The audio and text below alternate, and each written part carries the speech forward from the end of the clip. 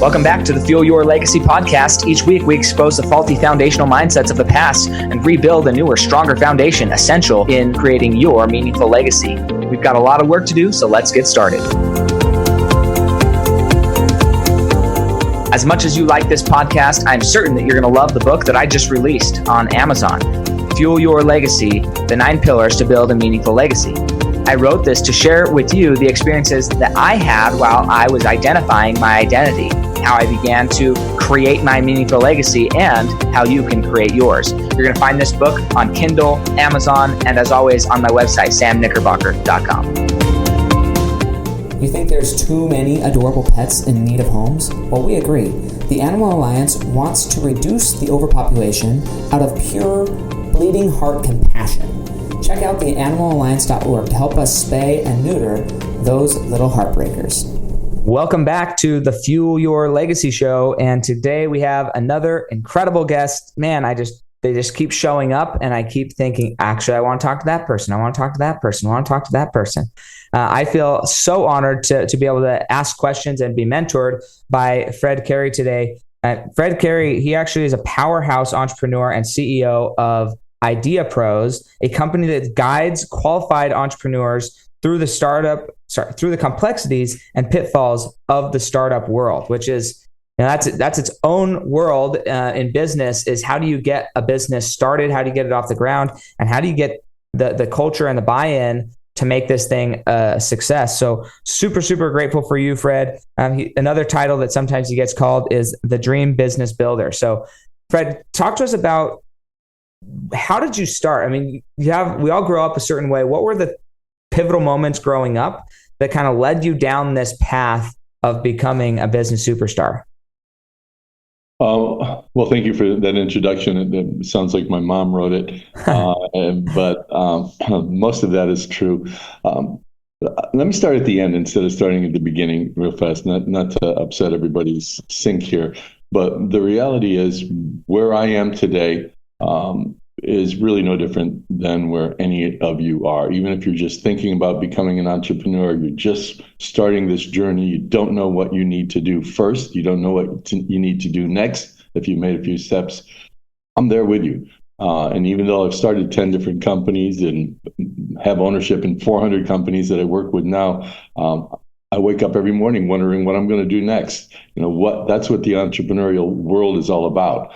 And it really started for me when I was quite young. In fact, before my memory, I was born and raised in Italy, American dad, Italian mom. And my nonna, when I was 3 years old, used to call me Il piccolo avvocato delle cause perse. And that means the little attorney of the lost causes.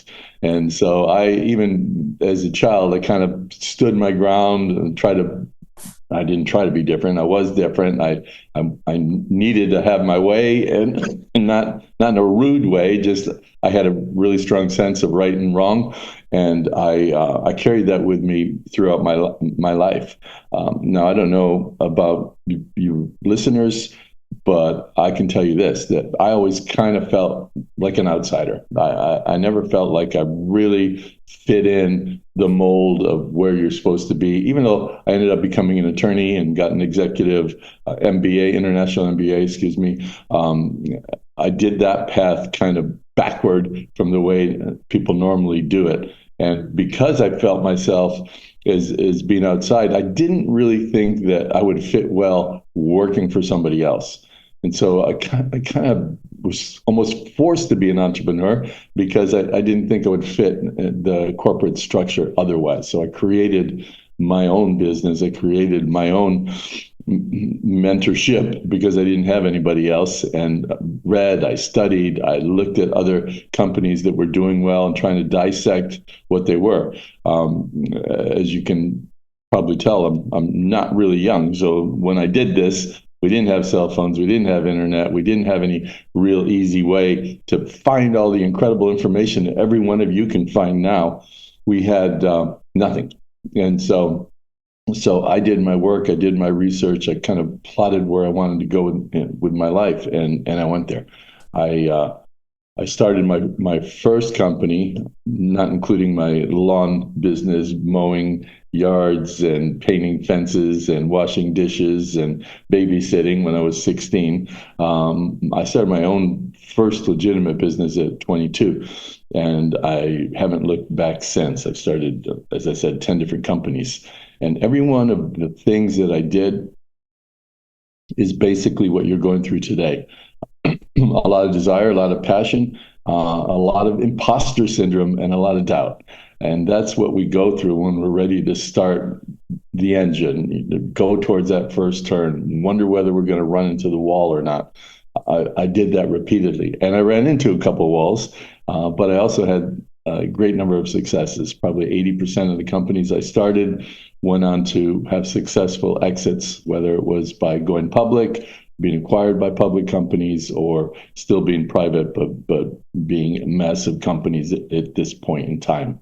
So the lessons I learned along the way in this process is that you're creating a new dish every single time you start a new venture, because what you're looking to do is something that either hasn't been done before, or it's not done the way that you think things should be done. So you're making a sometimes subtle but often dramatic shift in the way consumers or whoever your clients are going to be interact with you and what you have to offer them. So my advice here is, as I'm going through this process of describing my own history, is that it's never easy. And there's plenty of examples of people who gave it all and took years to recover from it and ended up being enormously successful. I mean, you study the guys at Airbnb. There's an incredible story. The three guys out of college, they went to design school in New Hampshire, of all places, and they end up in San Francisco trying to start a business because they didn't have enough money to pay their own rent. And they bought a couple of air mattresses, hence Airbnb, and rented them out on the weekend in their apartment. People slept on the floor on an air mattress in their living room. And they thought, wow, this could be a business. They couldn't even raise $150,000 at a $1.5 million valuation. There's no venture capitalist in San Francisco that ever believed that they could get people to let strangers stay in their home. And that's why they got rejected over and over and over again. They had a whole book full of credit cards that they maxed out on, probably 50 different credit cards that they were able to get between three of them. And they kept using them to fuel their existence in the beginning. Same thing you guys are going through. The past definitely repeats itself, especially in entrepreneurship. So when you're sitting there worried and you don't have a cushy ride to where you want to go, just understand you're on the bus with the rest of us, and it's a very bumpy road. It's not paved, and you have to pave it yourself, and you have to choose your direction yourself. The reason I point this out is that a lot of times beginning entrepreneurs will look at somebody who has a reputation, has a pedigree, and started several different companies, and they'll think everything is really easy, and they were lucky, or they worked really hard, and everything fell their way. I am you. We're the same. And we're all going through against incredible odds in order to make our dreams become realities. It's not easy, and it's never ending. People ask me, hey, when did you become successful?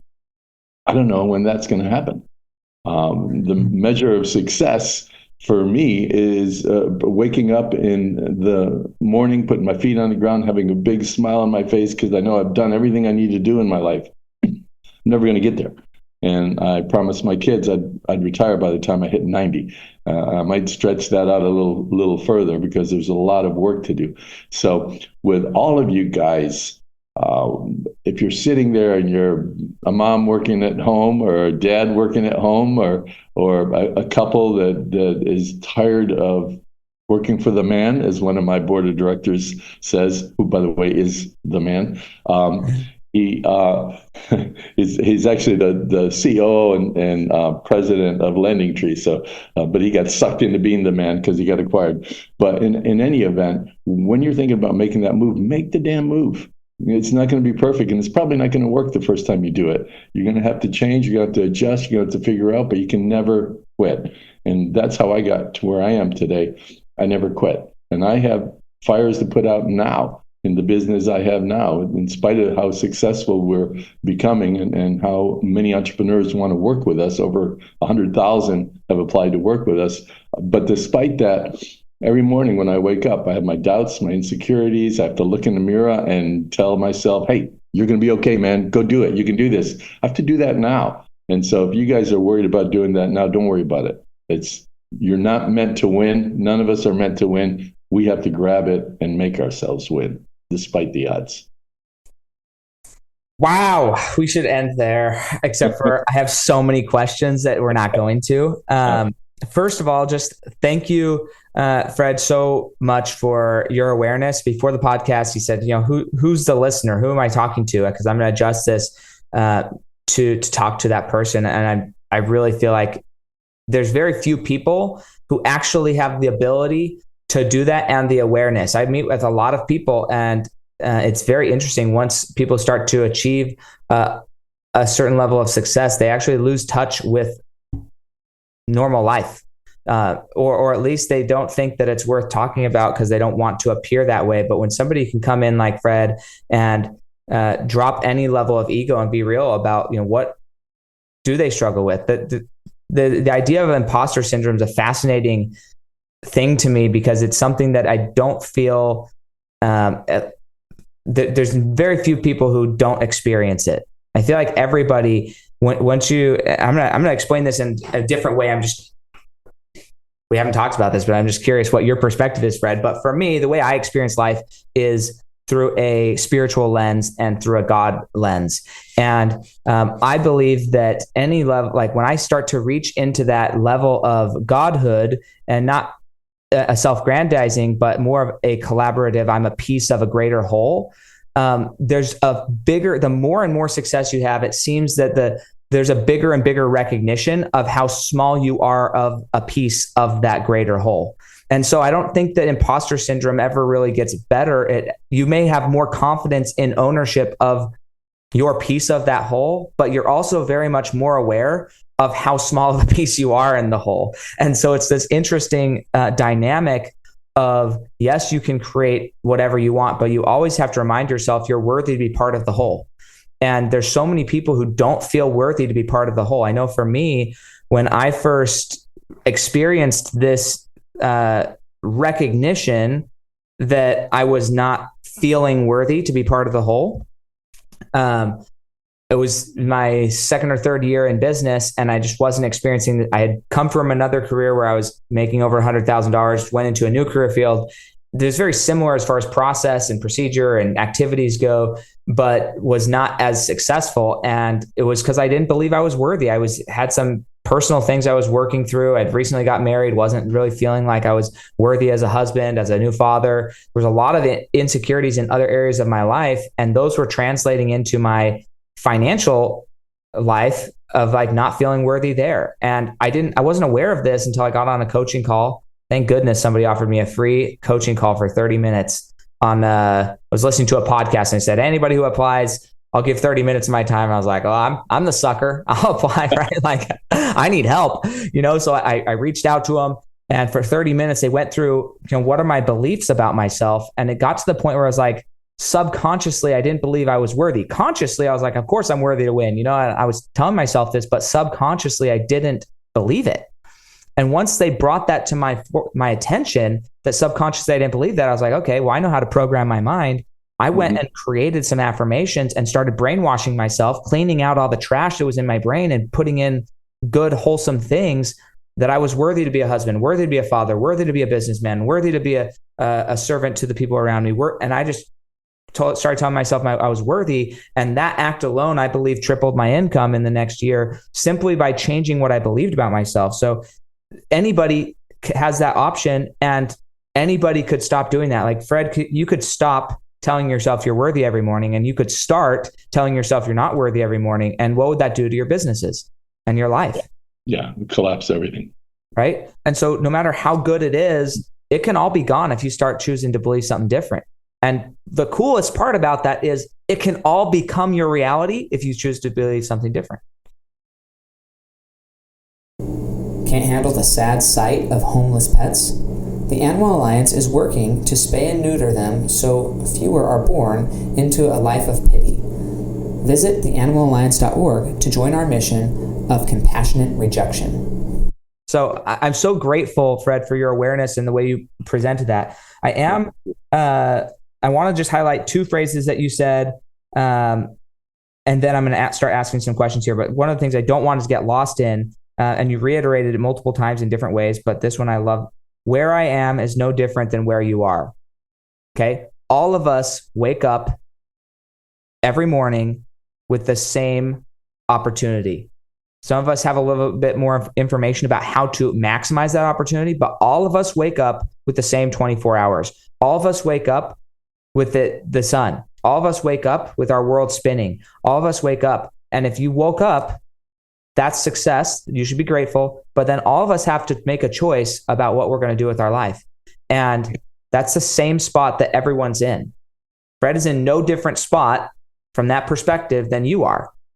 And you get to choose what you're going to do. So I want to just call that out. I want to go back to this phrase that you got told when you were younger, the little attorney of the lost causes. Can you expound on that? Like, I know it sounds silly. It was maybe a little quippy thing that you got told, but I think that there's a lot of people in our world today who don't grow out of that, right? They're still stuck. They're now 30, 40 years old, and they're protesting any side of the political aisle, any side of the world. Like, I'm not picking any sides, but like they all are worrying about, and this is one of the reasons I'm so focused on this podcast right now. What are good questions? Because I think a lot of people are asking questions about lost causes. Like, they're so worried about, they're distracted from their own life and creation by all the other things that they're the little attorney of lost causes. So go into more detail there about what that means in the context of your life, and how did that influence kind of where you're at today?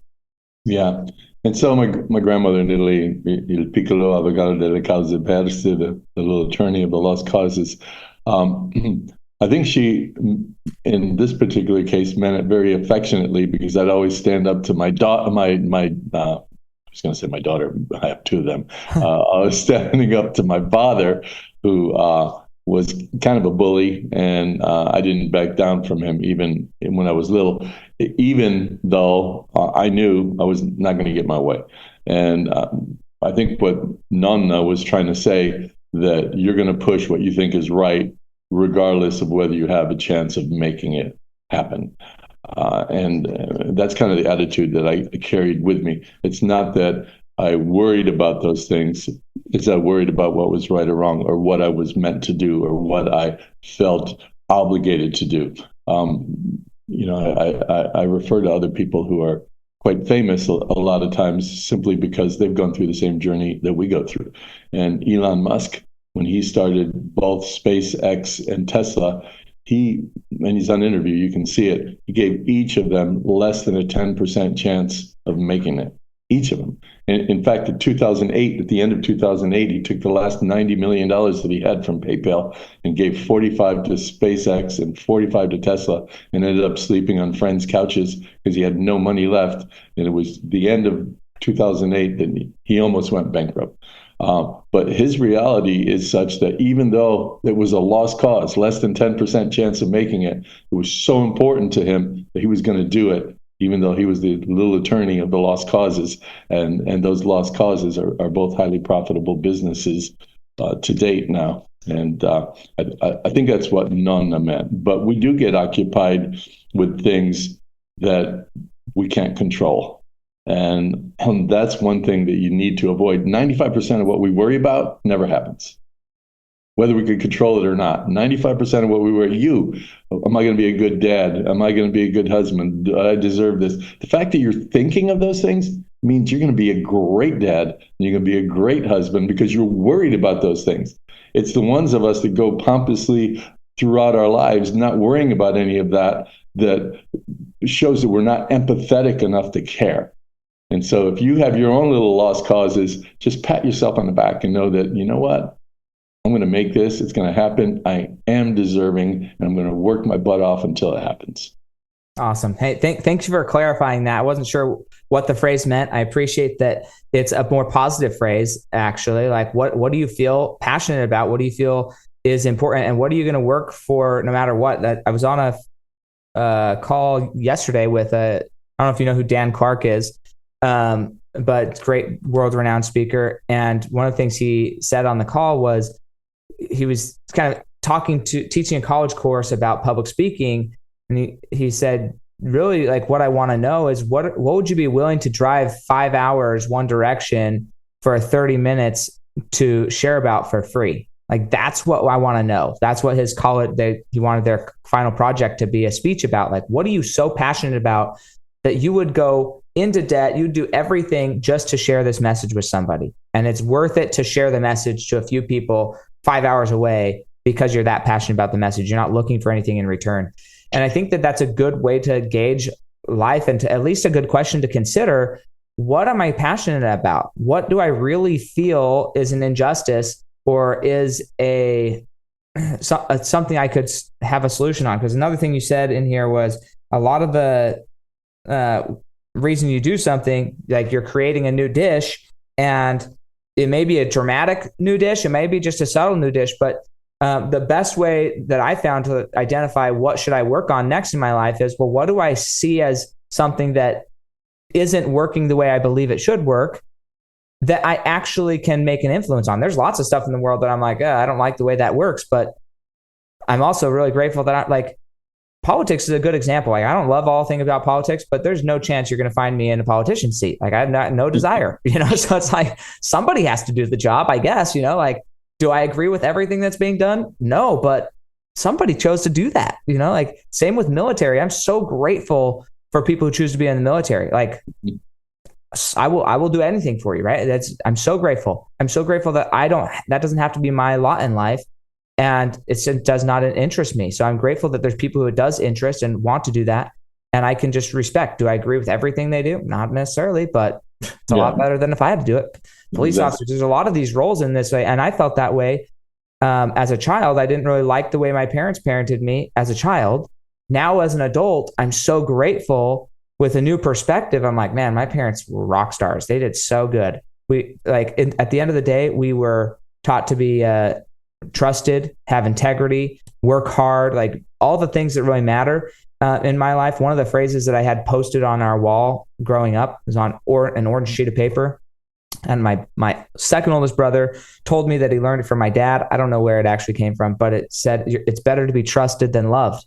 And some people are like, well, that sounds like a weird thing to tell yourself. But for me, it's like, no, dude, your integrity, that's all you have. Like, I would much rather somebody respect me and trust me than like me or love me. Like that stuff can come later. But like when you, all you have is who you are, and your character is who you are when nobody's watching. So it's like, what can people count on? So let's go again.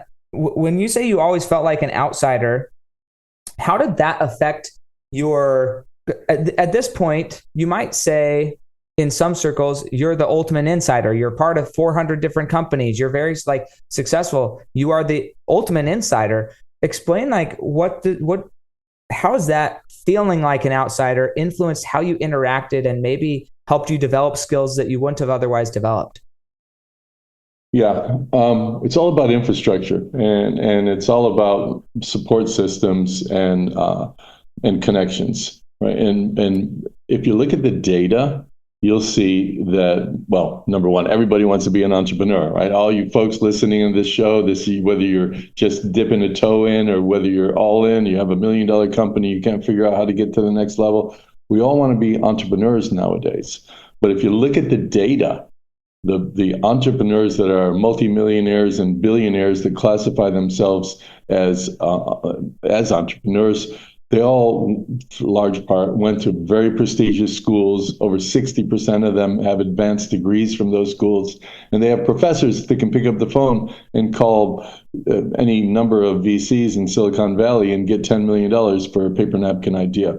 The rest of us don't have that infrastructure. And that's the way I was as well. I didn't have that infrastructure. I didn't have those connections. I didn't have access to capital.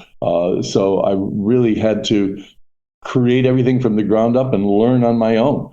I went and got an international MBA in Liverpool at what's called a red brick school. It's like a Ivy League school. I got that when I was 50, after I'd already had the company go public, and I went there just to learn so I could become more of a quote unquote insider, and learn some of the tricks of the trade. But you're always out there without a support system, without your safety net, trying to do things on your own. And that's precisely why I created Idea Pros. I mean, if you go to ideapros.com, the first thing you see is the Become an Insider. There's a free membership that people get all sorts of inside information and free workshops a couple times a month and all sorts of things to provide them that kind of insider knowledge they need to have a better shot at going forward and making it. That's interesting that you chose to become an insider when you felt like an outsider. So I like again, these are wording things that a lot of people will overlook, but it's tribalistic language. It's inclusion. It's lived experience. It's unique. You say, well, I've heard the outsiders, insiders terms before. True. But what's unique is Fred's story behind it, right? And everybody has their own story. And by Fred sharing his story, it allows you to share your story. And you can use the same words, but your story is different than Fred's. Even though it's very similar, probably it's very different at the same time. So I think that's interesting. Also interesting that at 50 years old, you went back to those schools to get a degree. I mean, were you going to get a degree? What was the real purpose? Was it just to build friendships? Was it to build connections? Like, what was the question that you asked yourself that the answer was, I should go back and get a degree? Like, I don't know. What was the question? Imposter syndrome. I felt that I didn't have enough education to be doing what I'm doing, even though I was rock starring it with the companies I had and having big exits. I really felt like an imposter. And I thought, well, I should get an MBA. And the fact of the matter is, when I went there and took all my courses, half of the professors were telling me I should be teaching with glasses. And here I am trying to get my degree so I can say I have one. But the reality behind it all is that I learned a lot. And I learned the kind of structural and business reasons why I made many of the decisions I had made in my career. I was always shooting from the hip, and I always did what felt right. But now I was able to put structure around what felt right and make that repeatable because I understood the business process behind it. So it was very valuable on several different levels. Yeah, that's a fascinating observation. So 2 or 3 weeks ago, no, it wasn't even, maybe it was. Time flies. So I have been experiencing the world very spiritually, like I had kind of talked about before, and my understanding, the way I would describe the world and my experience in it in relation to others and feelings, emotions, all these different limiting beliefs, things like that. But I just kind of have discovered it. It's not something that I know where I was taught it. I don't know any specific book that I learned it from. I've listened to lots and lots of books. So maybe that's like, I'm sure I picked it up, but I'm very unconscious of how it is or the structure. I just, inside my soul, I know how it works. And then I have another friend who he's been very classically trained. And I'm going to say classically trained as from a perspective of he has all of the graphs. He can explain the structure of the mind, like all this very, very graphical and mathematical type of explanation around it. And then I have another friend who's really good at asking questions. And we all were sitting there talking to my wife, Charlie, and because she's still learning this. She's living with me, so she's seeing it, but I'm not great at explaining it because I just experience it. So I'm like, I don't have the verbiage to explain it properly. And anyway, so we're sitting in this room in our house, and we're having this conversation, trying to help my wife understand these things. And what was fascinating was all three of us there were many times where when they were explaining a concept, any one of us, we all explained it like verbatim with the same exact sentence, like this is how we understand it. And we hadn't talked about how we understand it. It's just like, this is the verbiage of how to understand what's happening. So there's many times like that. But the one guy, his name's John Schutte, he has like all of the structure and he can draw it out and make sense of what's going on. I was like, oh, that would be actually kind of nice to know all of the structure of it. Like I know it because I do it, but Right. do I know how to teach it? And that's a whole nother element. And did I make sure I was on a podcast with Steve Rosenbaum, Rosenberg, 2 or 3 weeks ago as well. And I was like, how do you create the checklists? Like, you have all your checklists. I know what I do in the morning, but like, what's the methodology behind creating a checklist? And he's like, oh, you need to go read the checklist manifesto. I was like, okay, so I'm going to go read this book now to try and like figure out how to figure out how to do these things. Because although you might intuitively know something, for you to become a master duplicator of that, you need to be able to process it out and simplify it and make it something that you can transfer. And so I think that is a value in going to school or going and getting educated, maybe not at a Ivy League school, but getting educated nonetheless and learning the actual tactical rather than just the, hey, I know this because I've done it. Yeah. Great. Exactly. How do you duplicate yourself? Yep, exactly. So let's move on to this question. I'm just curious, having so many different business partners, have you found that one personality type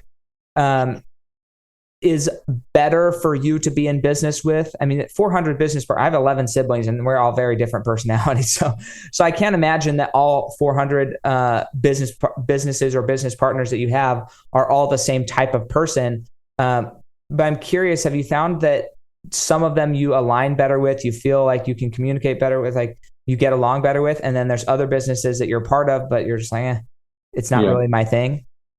Yeah. Unfortunately, I don't have the luxury of doing the it's not really my thing part because I'm obligated to work with them all. But what we went through hell here with COVID and the different stock market issues and housing issues, and there are a whole lot of macro and micro things that have happened over the last few years to cause a lot of delay in a lot of businesses, stunted growth or strong pivots in any direction.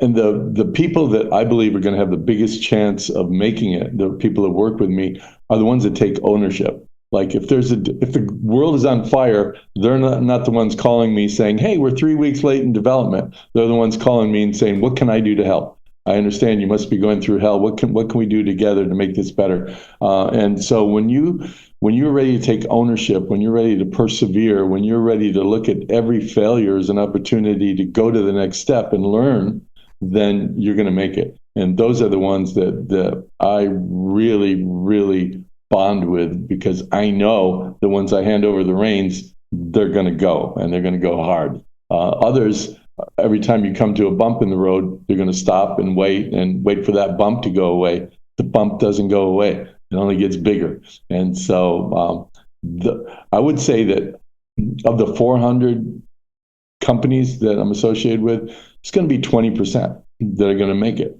And not because the other 80% don't have great ideas. It's because they don't have the fortitude and the ownership required to make a company get through all those humps and get out the other side where they're becoming profitable and growing.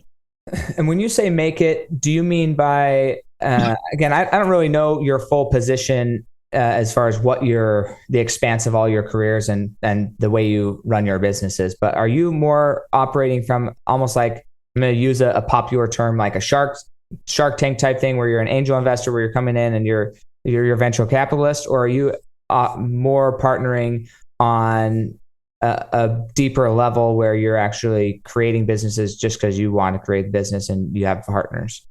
Yeah, well, you can think of us more like a hybrid venture studio where we have a flagship product, but now I have all sorts of other very inexpensive or free offerings as well. But historically, we've only had one flagship product where you're somebody, you have a great idea, and you don't know what to do next.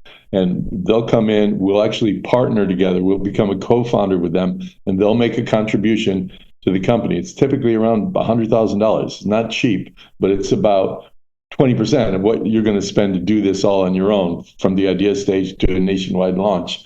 And then we'll spend the next year and a half working together. And my team does everything, all the heavy lifting, the research, the strategies, the app creation or engineering, if it's physical product, everything that needs to be done to go to launch. And meanwhile, we're training you how to be a kick-ass CEO of your own company. So we're creating people and products and companies through that process. So that's what we do, and that's, I'm like father to 400 companies, and whenever anybody has a complaint, I can imagine with 11 kids, but take that 11 kids and multiply that. I have them screaming and pulling at my my pants all day long. Yeah. Ever feel like your heart just can't take seeing so many homeless pets? The Animal Alliance understands your pain. We're on a mission to spay and neuter to reduce overpopulation and prevent the heartache. Visit theanimalalliance.org to support our efforts. So with that, what's a typical, with that, are you taking ownership, like equity splits on the companies? And because you're putting in the majority of that effort and potentially the upfront cost, are you taking a majority share or are you taking a minority? Like how does that work? And is there eventual like buyout periods? I'm sure it's different with each company, but just kind of generalize this for us, mostly for education. So people who are starting businesses or thinking they want to start a business, they have an general understanding of like, what does that look like if they were to go get a business partner? Yeah. Well, yeah, we're an unusual beast in the sense that, here's somebody contributing 100,000, they're saving themselves 400,000 and 4,000 mistakes that they're going to make along the road.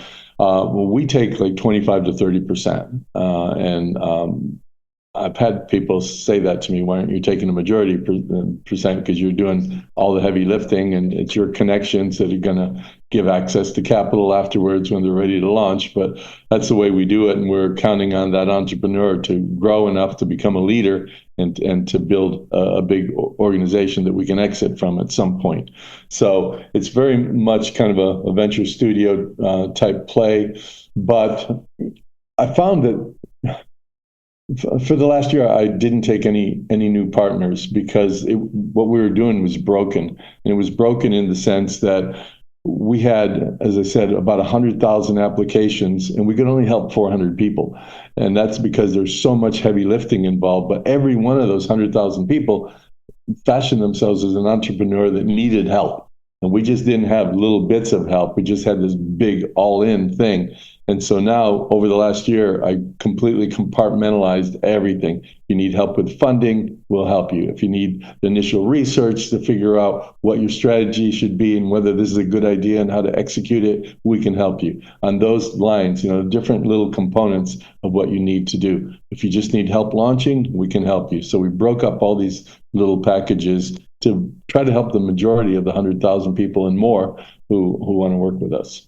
Yeah, I think that would also create a filter of those people down to who's the real serious 20% versus who's the people just starting. And I think that there's value in the whole thing. I guess I didn't say it on this podcast, but I really believe that my purpose in the world, or one of the purposes of the world for me, is to exist in light and love and to create this creation through that energy of light and love.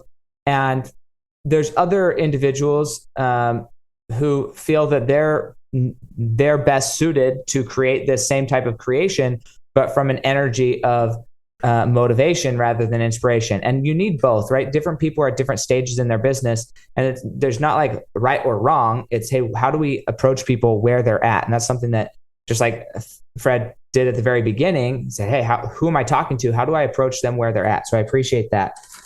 Who would you say is your, let's do one of these time-wise. Okay. What's been, out of all of the projects you've worked on, businesses you've either built by yourself or now these other projects, what's been the most interesting and like fun project that you've worked on, or maybe two or three of them if you can't choose between one? Well, in hindsight, I'd say the most fun was mowing lawns when I was 16. Okay. I had a lot less pressure than anything else I did after that. Most fun was assuredly a company I had called Concerts America. It was my second company. I was 25. I was doing concerts for the biggest bands in the world at the time. And so that was fun, but I was lucky I didn't die. But as far as in kind of more recent history, I think that one of the best things that I had was a company called Boxlot. And I don't know that I would say fun, but it showed me what you can do if you have grit and determination and never want to give up. Because when I started Boxlot, it was right after eBay. eBay was kicking butt, growing really, really big. And I thought there could be two players in that space. And so we had an auction company. We had better auctions. We had better items, and we just couldn't catch them. And we had investors that had invested about $8 million into the company at that point. And I had a big obligation to them, but I was at the point where we're going to have to close shop. And instead, and I encourage all of you guys to do the same, I looked at where I was. I looked at why am I here? Why did I pick this industry? There's something about this where I can make a difference. And maybe what I'm doing isn't going to make a difference, but there's got to be something else. And so I looked at it and I discovered that the technology hasn't caught up with auction and bidding and reverse bidding and bid or buy and incremental bidding and automated bidding. None of that was there. And so I turned Boxlot, instead of shutting it down, I turned it into a technology company. And within a year, we had an offer of $125 million to acquire us, a company that just a year before I was going to turn the lock on and shut down. Yeah, I think that's so cool. And the Phil Knight story, it reminds me of that with the shoe dog, where it's like they were in the book. I don't know how much is real versus just traumatization, which is fine. Both are great. But in the book, he's like, man, there was IRS people. I was going from room to room to avoid getting arrested. The day our company's going public and all of our bankruptcy and everything is like, we're backdated. We should be literally going to jail because of mismanagement or whatever. We're going public and turning it into a multi-million-dollar company. It's like, you have to be willing and have the guts. I don't know, let's call it guts. You said grit, to push the company to the edge, to just be committed to the process. And I love that, step back, reassess your why and where else could you add value. Maybe the way you're doing it isn't the way to get value, but a small pivot, a repositioning. You can stay in the same industry. You can use your same skills. And I think that's an important lesson for many people who aren't yet entrepreneurs, but are working in a career. Those skills that you have, they're valuable in another vein, another vertical, and learning how to transpose those skills you got trained on and turn them into your own business or your own income stream. That in and of itself is a skill that part of it's a skill. Part of it is what we started this conversation with, believing that you're worthy of that, rather than having somebody else tell you your worth and this is how much you're worth and your skills are worth that. Stepping outside of somebody else telling you your worth and stepping into, I'm going to go claim my worth. That's a mindset shift. As much as it's a skill transposition, it's also a mindset shift. Can you talk about that? Going from that mindset, and maybe you've seen more people. It sounds like you kind of always have been this way, but maybe you've helped other people through that transition. What are some of the things that they need to know as they go through that? Yeah, fundamentally, and we talked about it in the very beginning here, what does success look like? And I stated, basically, put your feet on the ground in the morning when you get out of bed and smile, because you're happy doing what you're doing. So I think you're spot on when you say, find your why, find what you're passionate about, and see if there's a business opportunity behind that, because then you're working on what you love. And you're getting paid on what you love, and you're helping others because of what you love. That's really instrumental in what you're doing. But I would add another component to this as well. And this is the way I've done it. If you look at my history, you'll think, wow, this guy's a schizophrenic business person, because I've been in almost every industry you can imagine. What I always look for is opportunity. And then I figured out, how could I fit into that opportunity? In other words, I'm looking for a market that's growing rapidly, still young, still robust. There's competition in there, but they're not doing things right. So there's a hole. There's a hole in the donut. There's a hole in the space, because why is that going to make me have a better chance of success? The market's proven themselves. The customers are there. The customers are complaining because of this hole that's not being fulfilled. And if I can find my expertise, my why, and use that to fill that hole, I'm going to have a much better chance of succeeding. So find the sector first and then see how you fit into it. But always look for a growing opportunity with a major hole in it. And then you have a much better chance of getting there. Yeah, I agree. I think that a big part of what you said but didn't say is you have to know you. Once you identify you, then you can actually start to look at anything and see, how do I fit into that scenario? It could be, how do I fit into bottled water? How do I fit into painting? How do I fit into lawn care? How do I fit into a tech company? Because once you find you, this is another like life-changing moment for me. I will never forget where I was, Orem, Utah, State Street, turning on 800 North. And I was listening to the audio program, You Were Born Rich by Bob Proctor. And it clicked for me that nobody else in the world, nobody has my lived experience and perspective. Nobody, even my own siblings, like I mentioned, there's 11 of us. We all came out of our childhood. We experienced many of the same events, but we all experienced it differently. We all perceived what happened differently. It meant something different for each of our lives. Nobody, doesn't matter how much money you make, how little money you make, how much fame you have, how little fame you have. Nobody has the same lived experience as you. And when that clicked in my mind, it was like the biggest, like, okay, then there's a me in here. I need to find out who I am, and I can go into any industry and make money. I can go add value in any area because I know my value. And that's a crucial thing there. So, hey, let me ask you a question. Oh, go for it. Yeah, ask it. 11 siblings. How many of them are entrepreneurs? So I believe all but 2, and the 2 that are not entrepreneurs, one, he's brilliant. Like, I think our youngest brother, I believe I don't want to say, maybe he's probably one of the smartest kids in our family, like just absolutely brilliant. And this is maybe so I know it's something that he kind of resents or feels sorrow about, but by the time he was growing up, my parents were done parenting, for lack of a better word. And so there wasn't a lot of high expectations. And so although he's brilliant, the drive didn't get taught as much. And so that kind of has turned it into, he just loves being a mechanic, very creative, and he just loves working on cars. So that's what he does because he loves to do it. My other brother, I think he has an entrepreneurial bug, but chooses to not he chooses to have a job because that's what the family dynamic would prefer. So he chooses to be employed. And then my other sister, she has multiple businesses in real estate, and she tried it. She did a bunch of different stuff, and she loves working for Cracker Barrel as a waitress. But I think what's really important about the answer to better answer this question is, all of us operate our lives, even when they're working for the man, as if they're the CEO of their life. So they're going in and saying, hey, I'm here. I'm operating as if I'm a contractor entrepreneur inside of this business, and I'm going to demand payment the way it is. I'm going to propose things. Like, we all operate like entrepreneurs, even if some of us choose to do that inside of somebody else's organization.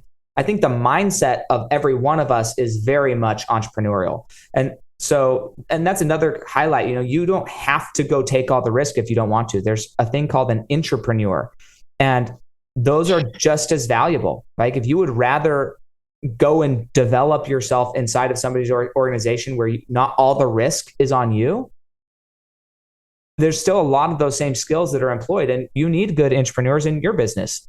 Right? Yeah, it's funny. In fact, there was a recent research that was done on employers, and they were asked why people leave the job. And I think something like 82% said, well, because they're looking for better pay. And you ask this, not necessarily the same employees, but you do a similar survey for employees and ask why they leave the job. And it was because they didn't feel respected. They didn't feel that they were given the autonomy that they needed. So the entrepreneur word that you just used, I think is really important. That if you are a boss out there, make sure that you let your employees really shine and find their own way to do things, because now you can have a bunch of mini organizations inside your company that will operate a lot easier. If you look at Amazon, is a perfect example. Why the heck did they create AWS? This storage infrastructure system had nothing to do with Amazon.com. They created it because somebody in the organization thought of it. And there's a policy in Amazon where you can't say no. That if you're a supervisor and you get a great idea from somebody, or any idea from somebody, for you to be able to say no, you have to write a thesis on why you said no. You have to write at least a couple of pages of why this isn't going to work. Otherwise, you have to say yes, and it has to go up the food chain to be something. And that's what happened with AWS. Nobody could come up with a reason to say no, even though they wanted to. And so AWS became part of Amazon. And I think right now, it may actually make more money than Amazon.com, which now only makes 38% of Amazon's total income, shockingly. Yeah, that's insane. I just think that's a good practice, and it's probably something I could do. I appreciate you bringing that up. Literally last night as we were going to sleep, fading in and out, I was talking to my wife about how I feel like I could be a better dad. I could be more intentional about the time that I spend with my kids. And sometimes I find myself maybe correcting them more than I should, and just like allow them to be kids. And there are definitely some times where my initial reaction is no, just because I don't want to deal with it, but I have no other good reason to say no, other than just like, I don't want to deal with that right now. So I think that this is a very poignant thing, came right at the end of the episode. I'm so grateful that we got to it, because that was for me to hear. Could you write a paper on why we're saying no right now? Is there a reason you're saying no to your son, or is it just because you're lazy? That's anyways, that was for me. And I really appreciate that, Fred. Okay. I'll send you a bill. Yeah.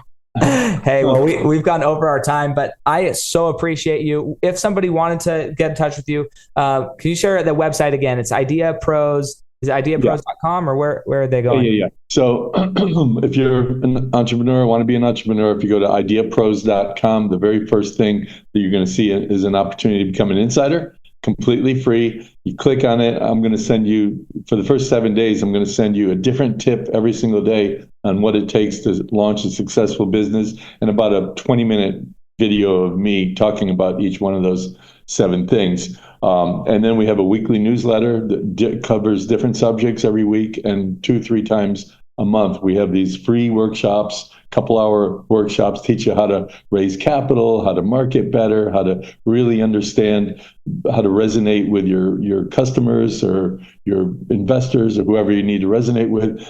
We also have all sorts of other programs that you can pay for if you need more help than that. So ideapros.com, free member. The other place they can learn more about me is at fredcary.com, Cary. You can follow me on Instagram at official Fred Cary.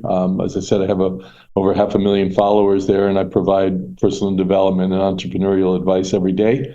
And finally, if you got some kick butt idea and you're ready to go big, just write to me, fred@ideapros.com. I'll talk to you and either help you or direct you somewhere so you can get things done. I so appreciate you and your service and your willingness to share your life experience to me first and foremost, and then obviously to the audience. But I just am really grateful for you. I'm grateful I took your call. I'm grateful I saw the opportunity to speak with somebody like yourself. So thank you so much. You sound like an awesome person, and I'm really, really happy you're so concerned with being a better parent. I have 2 daughters now, 31 and 23, and I raised them both by myself. And doing that as a CEO of 10 different companies in the process. So there's nothing more important than I did in my life besides that, and I'm still doing it, by the way. They never leave you. It's a little clue for your future. But it's been a real pleasure, and I appreciate you and your audience, and thank you for giving me the opportunity to be here. Awesome. Hey, we'll catch you guys next time on the Fuel Your Legacy Show. Take care. Do you wish there was fewer pets in shelters tugging at your heartstrings? The Animal Alliance is on it. We're spaying and neutering to ensure fewer pets are born into a life of suffering. Visit the Animal Alliance to help us save our bleeding hearts. Thanks for joining us. If what you heard today resonates with you, please like, comment, and share on social media. Tag me, and if you do give me a shout out, I'll give you a shout out on the next episode. Thanks to all of those who've left a review. It helps spread the message of what it takes to build a legacy that lasts. And we'll catch you next time on Fuel Your Legacy.